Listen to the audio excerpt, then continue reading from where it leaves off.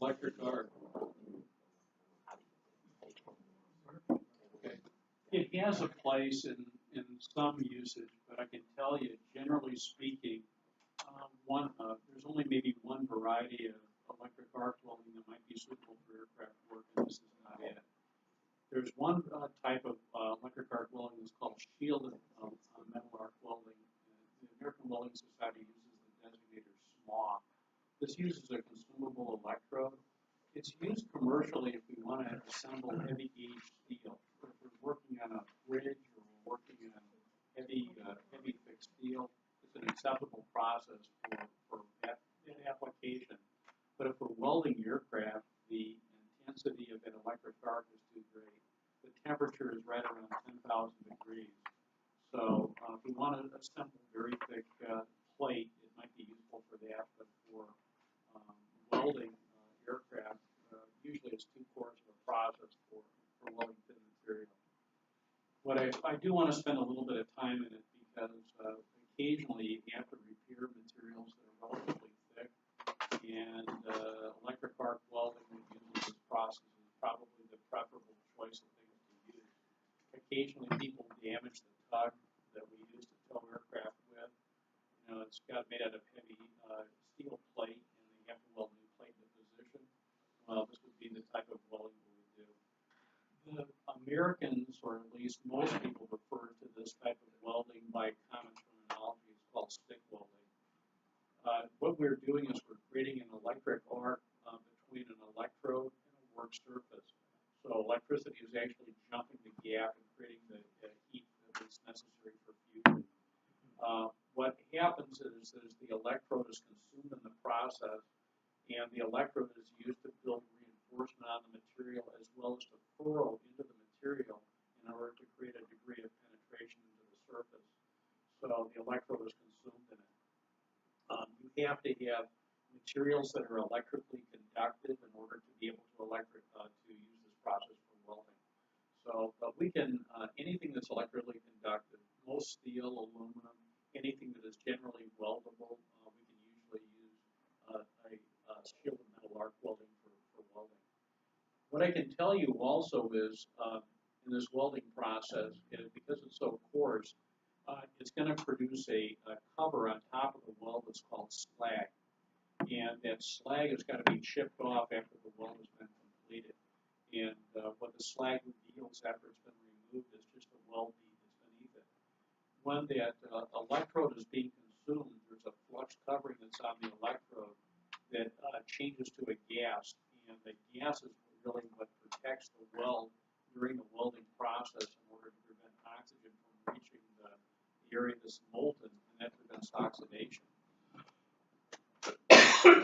As additional protection, that slag cover cocoons itself over the weld and, again, further protects it during the process of cooling.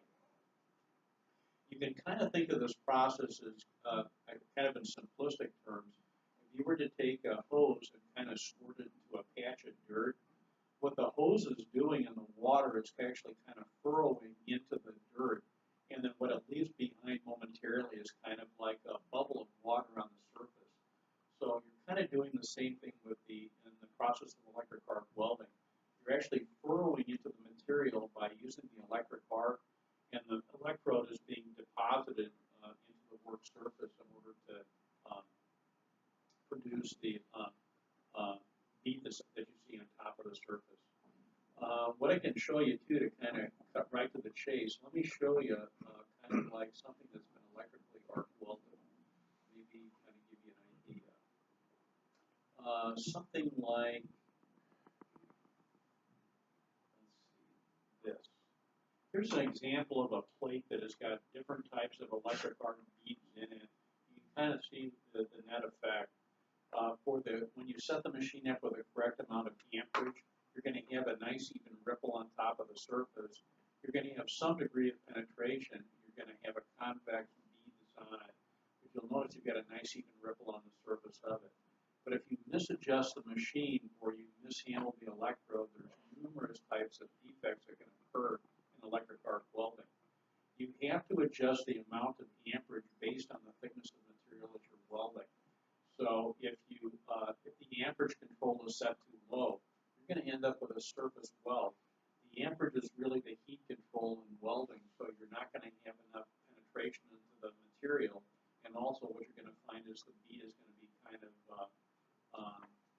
it's going to stand proud on top of the material. It won't melt it and it won't fuse very well.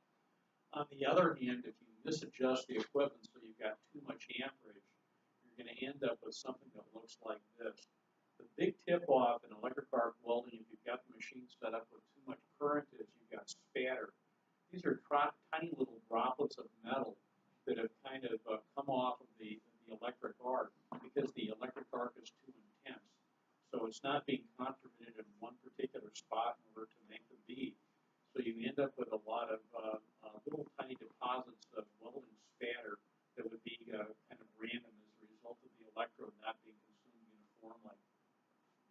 If you hold the electrode away from the work surface too far away as it's being used, you're going to end up with a bead that kind of stands tall on the surface, but you're not going to have a lot of penetration either.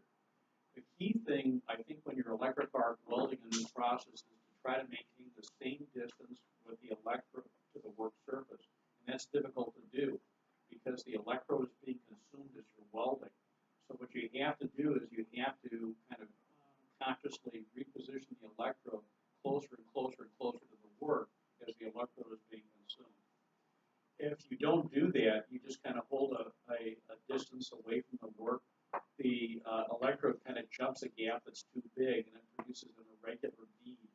So you get something that kind of looks like just random craters in the material and you're not depositing enough material.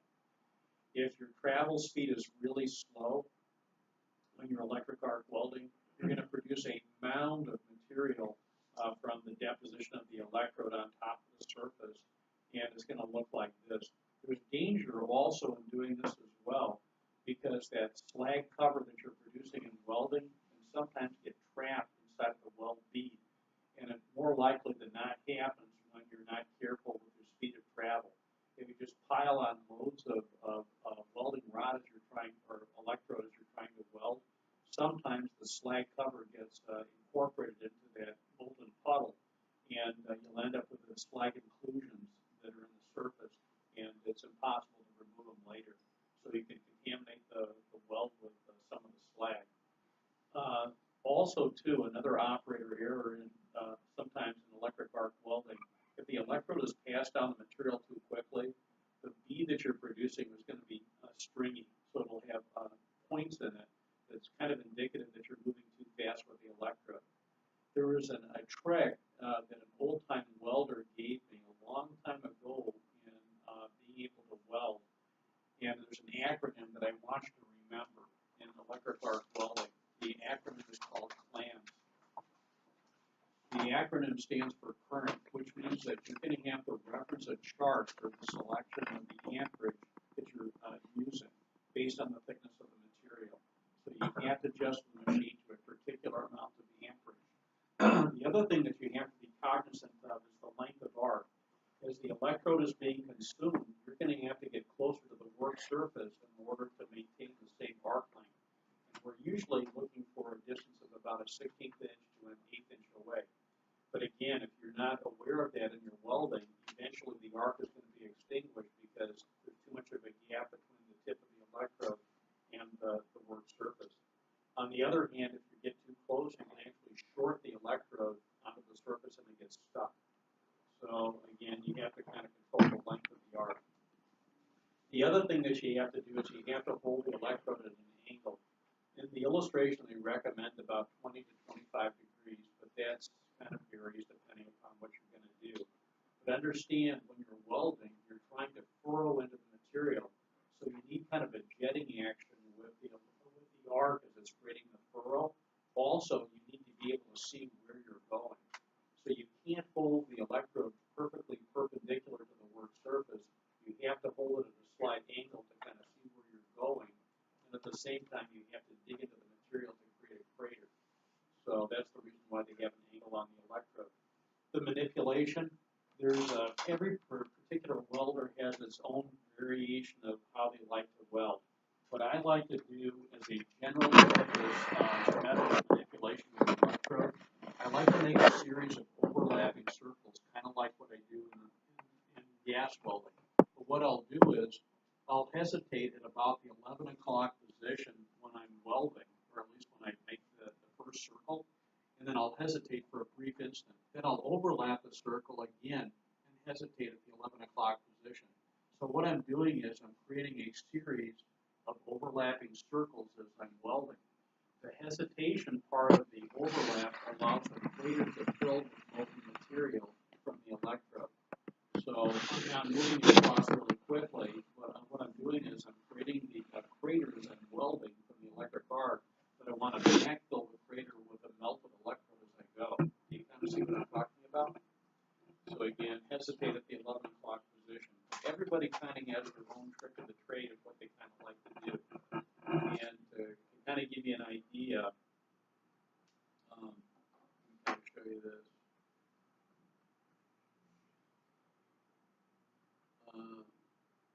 Everybody's got their own particular pattern that they use. What I do is a modification of this. I overlap the circle by about half its diameter as I'm working it, and then 11 o'clock or so, and then overlap. It allows me to fill the crater. Some people like to have a sawtooth, but they also hesitate as well when they electric arc weld, and again, that allows them to fill the crater. And some people do a figure eight, but there's a lot of different varieties of them. On average, as a general rule as well, how wide should the beak be in an electric arc weld? Well, just like with gas welding, there's kind of a rule of thumb.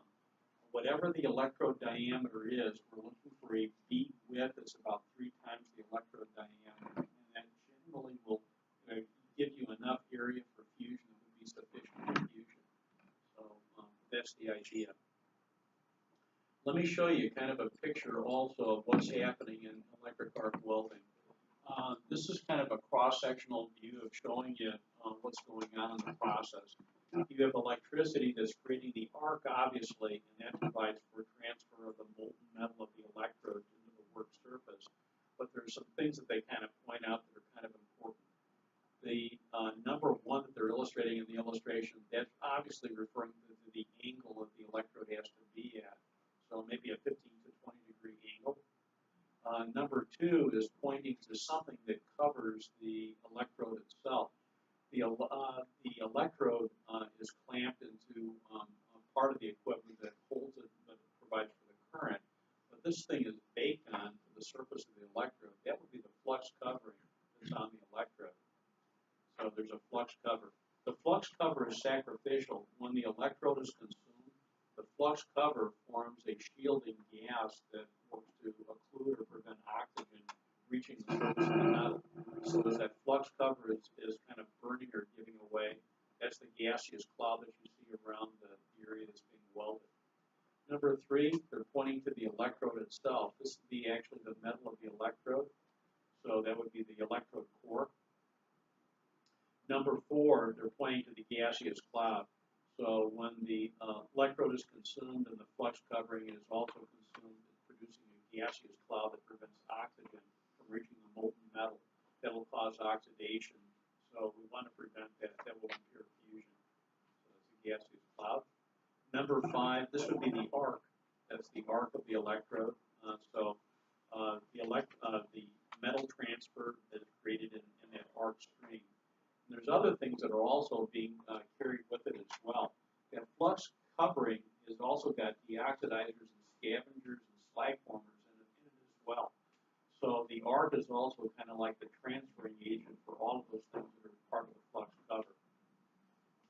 Number 6, what are they pointing at for number 6? This would be the molten puddle. It's actually the crater area of the weld itself. You can actually physically see kind of like a divoted area when you're welding, and that would be the crater or the molten puddle. Number 7, this would give you, after the weld has been completed, before you chip off the slag. 7 is pointed to the area where the slag cover is at. This is going to have to be chipped off or removed. That's the slag cover. And number 8, this would give us the overall amount of material that we're producing on the surface. This would be the weld bead itself. And then number 9 gives you the depth of penetration.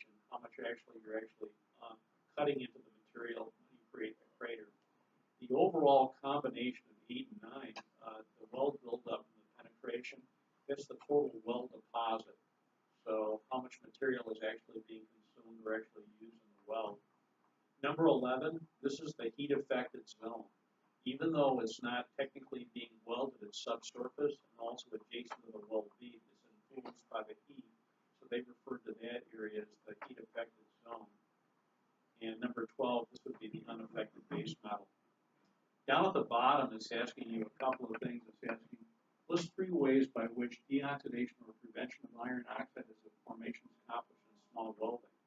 Well, one thing is you've got transfer of the deoxidizers. That comes from the flux cover. You've also got the slag that floats all the impurities up to the surface, and it's going to be chipped away or removed.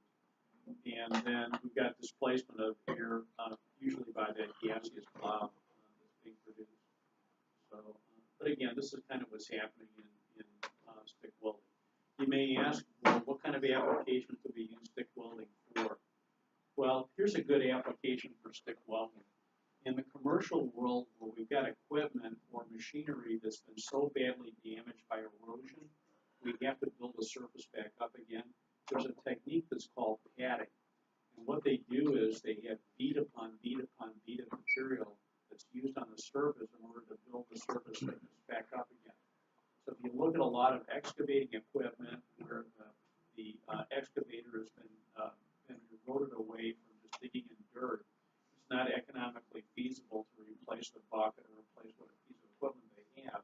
What they do is they dismantle the bucket, and what they'll use is a technique called padding. So they're using weld beads to build up the surface thickness of the material. Another good example for that would be even precision pieces of equipment. For example, a shear in a shop where you've got 2 pieces of metal that are part of the shear. They've worn so much that there's this excessive clearance between the 2 parts. It's not economically feasible to replace the one part that's been worn. So what they'll do is they'll dismantle it and they'll pad one of the 2 surfaces and then machine it in order to be able to give you the thickness of the material to reestablish the clearance in the parts. So that's called padding. Sometimes, too, there are some specialty electrodes that provide for some material benefit in the welding process.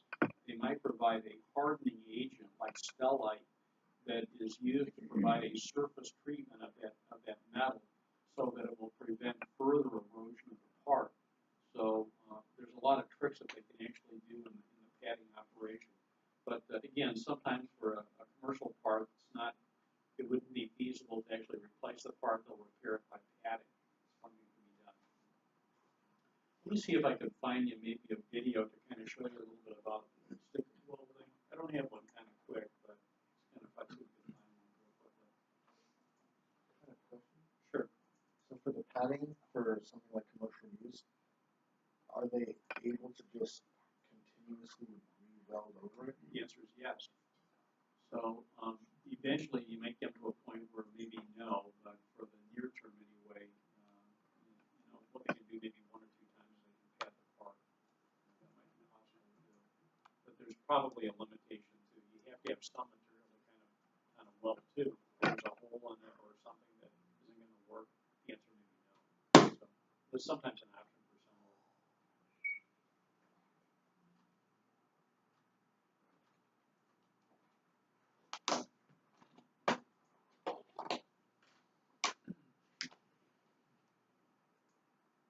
Funding for the following is provided by a grant from the Lincoln Financial Foundation.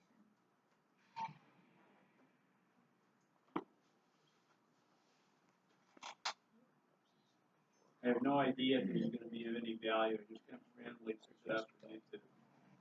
Hi, my name is Brian, and I'm here today to show you the proper techniques of welding a single V-groove weld using the shielded metal arc welding process.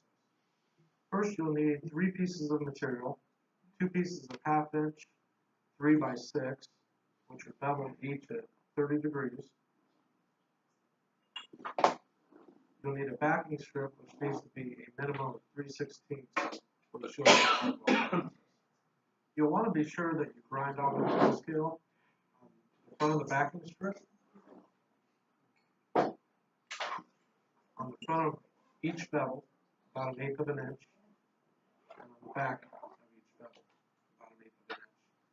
This is going to help your weld get better fusion and penetration. Next, it's time to tack the pieces together. I brought some spacers, which will allow me to level out my pieces. We're going to be fitting this up with a 1/4 inch root opening.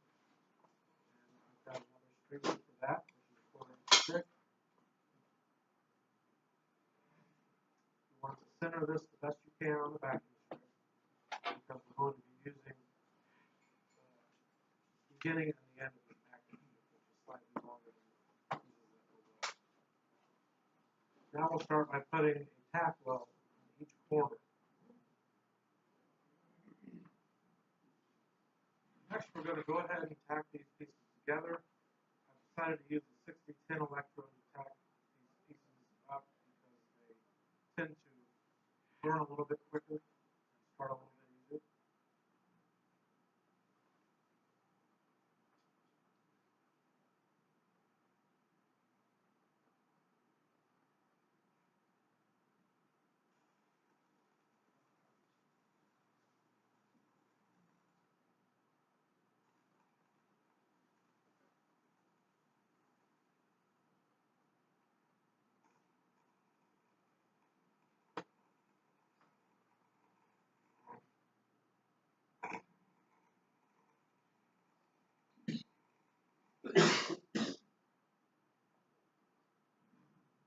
After tacking your pieces together, you're going to want to go ahead and remove the slag from the tack welds so that they don't become entrapped in the weld pool. Usually this is done by just a chipping hammer and a wire brush. However, mechanical means can be used, such as wire wheels, needle guns, and things like that. Leaving behind even just a little bit of slag can cause a defect, a spot of incomplete penetration, incomplete fusion. If the weld were x-rayed, it would be picked up on film because you cannot burn slag out. Once it's in there, it's going to stay in there. The only way you can get it out is to grind it out.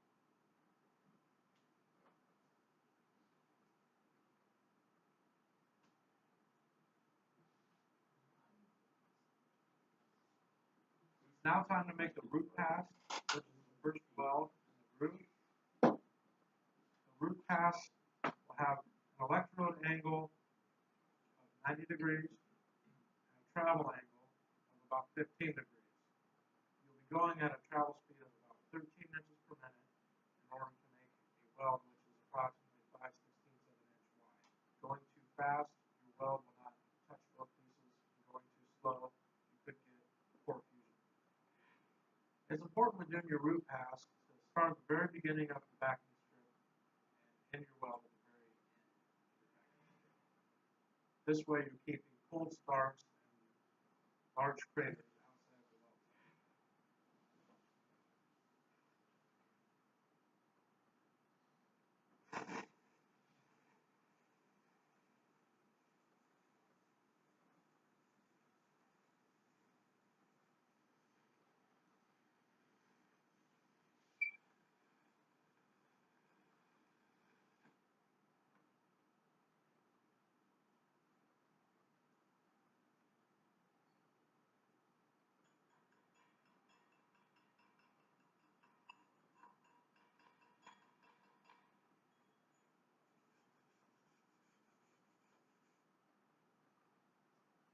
We still have about 1/3 of the weld to finish. Our electrode ran out, which is pretty standard. So we're going to pick up where we left off by doing a restart.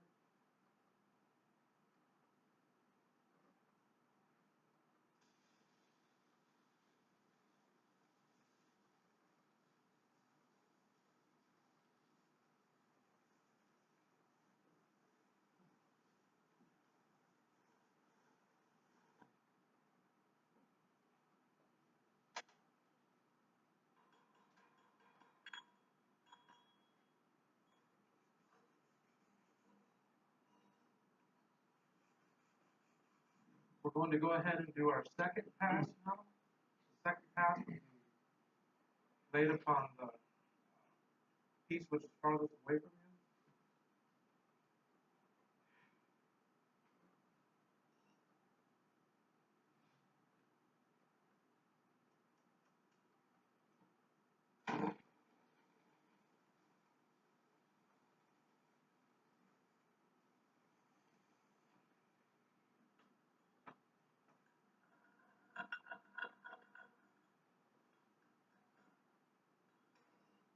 We're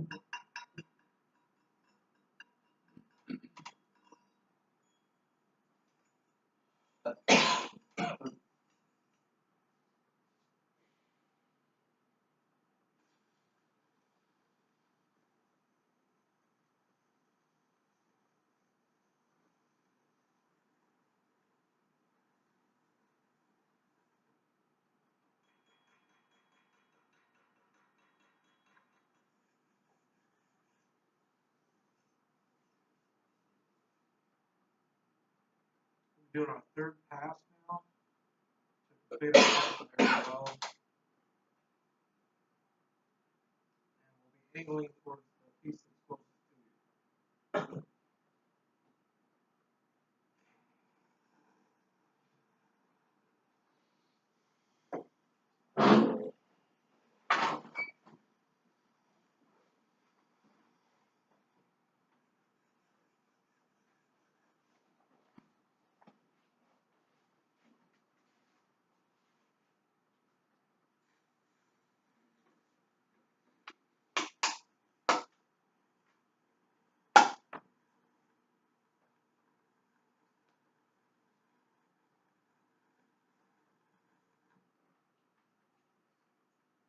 Okay, we now have 2 complete layers of weld put down.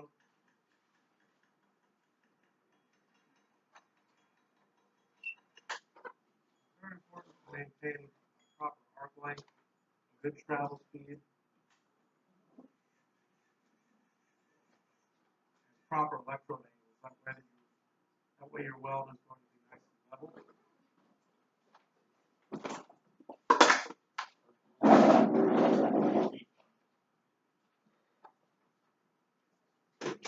We'll be beginning our third layer of weld starting at the plate away from us.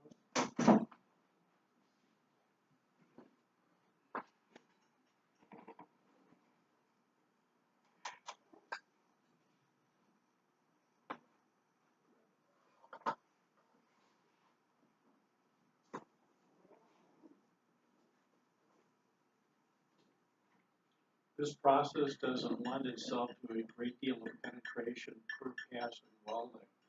So commonly they have individual weld beads that are tied together, one on top of another. So that's kind of the nature of the beast, regardless of the polarity that you use in welding. It's true, depending on one type of polarity, you'll get more penetration than another. However, overall, you don't get a lot of penetration, so that's why they have to use multiple passes in welding.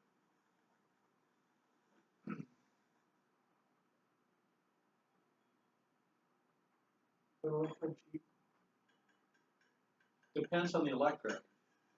There's some that's really expensive. Right now we're going to be doing the last weld of layer 3. We're going to be applied to the very backside of The electrode that I like to use for a lot of welding is called 7018 or 6011. 7018 is probably a little bit better.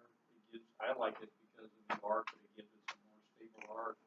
But some of the electrodes are really pricey, depending upon the type of core material that the electrode is made out of and the flux boundary. What number are they using? This is 6010 or 6011. No, I meant for the shades. Oh, probably number 10 or 11 shade. Okay. The arc is so intense, you have to have something to protect your eyes.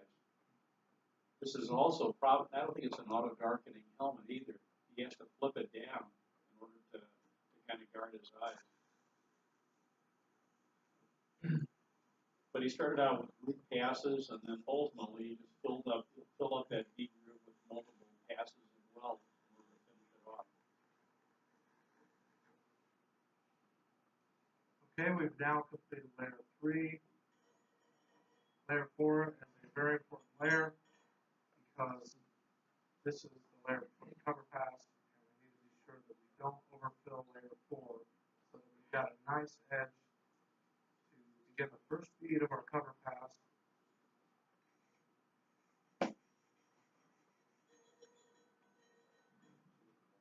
At this point, you see a small edge right here. It's about an 1/8 inch high. And what we're going to do with the first pass of our 4th layer is we're going to aim our electrode at that piece, but we're going to go at a speed that's just fast enough that we don't burn over that edge. That edge is going to be used as a guide to make your first pass of your cover pass.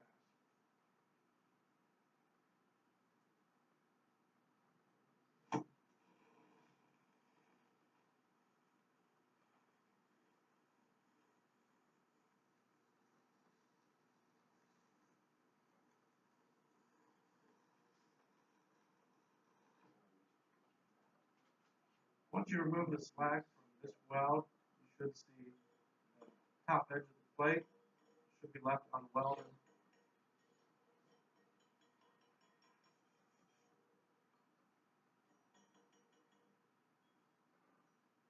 Okay, our next weld is going to go right alongside this weld. And we're going to actually aim for the toe of this weld, which is this area right here. And half of our weld is going to be deposited on this weld. And the other half of the weld is going to be deposited on the rest of this weld.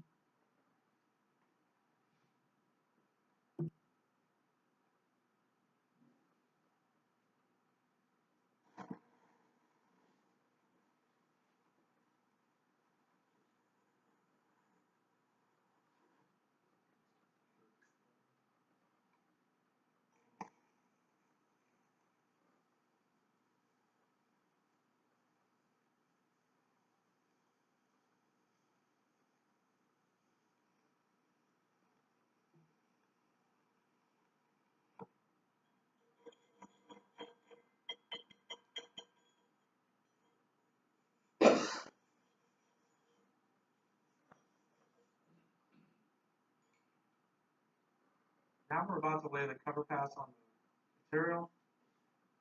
You can see that there's a small ledge there, which we'll be using to follow with our electrode. We'll aim the center of the electrode at that line. And what's going to happen when we aim there is half of our weld is going to flow over onto the base metal, and half of the weld is going to flow onto the rest of the welds.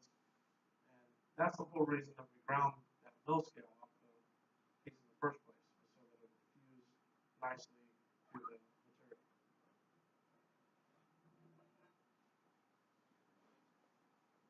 This is the last one, just hold yourself still.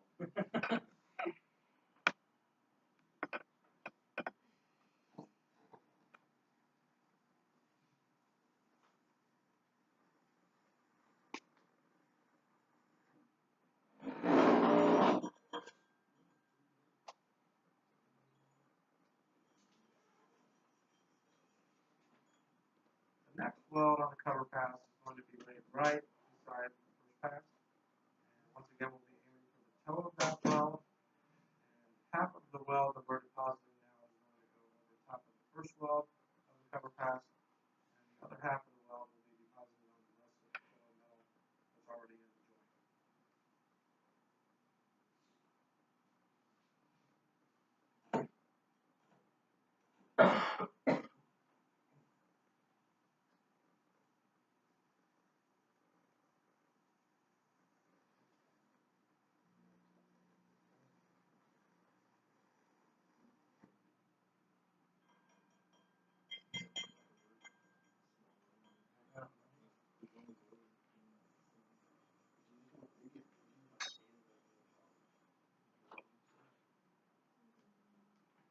Cover pass will have a total of 5 welds. The next weld, the third weld, will, just like the second weld, be laid right next to the previous weld. We'll be aiming for the toe in hopes that the weld will cover the previous weld by one half, and the other half of the weld will go to lay upon the base metal, which is already in the groove.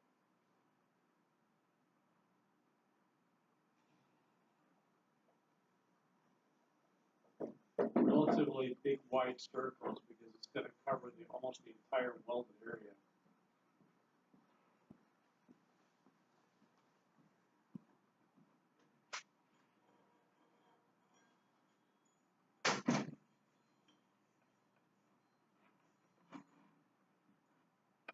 Weld 4 of the cover pass will be laid just like welds 2 and weld 3.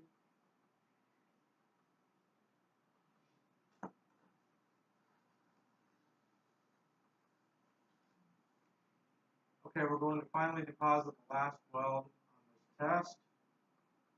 We will be angling the electrode towards us slightly, and we will be filling the little area of undercut which is present in the joint.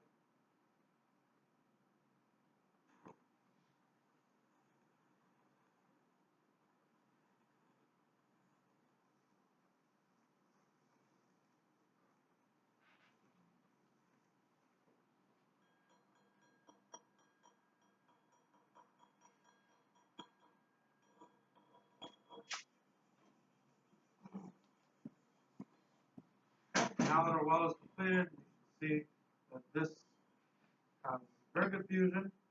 It's got good blend. There's no undercut, no porosity, or any other kinds of defects present. The weld reinforcement is not too high, nor is it underfilled. And this is a good example of how the V groove should look when finished. Okay, that answers